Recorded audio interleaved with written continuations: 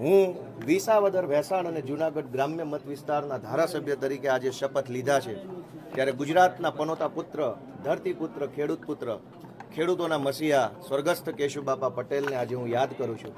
કારણ કે ધારાસભ્ય બનવું એ અલગ વાત છે, પરંતુ કેશુબાપા જેવા, કુરજી બાપા જેવા, પોપટ બાપા જેવા અનેક એવા આગેવાનો જેણે વિસાવદર વિધાનસભાનું નેતૃત્વ કર્યું છે, રત્ના બાપા ઠુમર જેવા, એ બધાય સ્વર્ગસ્થ વડીલો, જે હયાત છે વડીલો, તમામ વડીલોને હું યાદ કરું છું, એમને નમન કરું છું અને એમણે ચિતરેલા ચીલા ઉપર, એમની કેડી ઉપર હું સારી રીતે ચાલી શકું, ગુજરાતના ખેડૂતો, ગુજરાતના ગામડાઓની સેવા કરી શકું, એ માટે હું આજે સંકલ્પબદ્ધ થયો છું.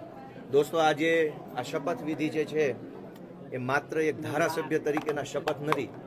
આ શપથ લીધા છે ગુજરાતને ભ્રષ્ટાચારમાંથી મુક્ત કરાવવાના.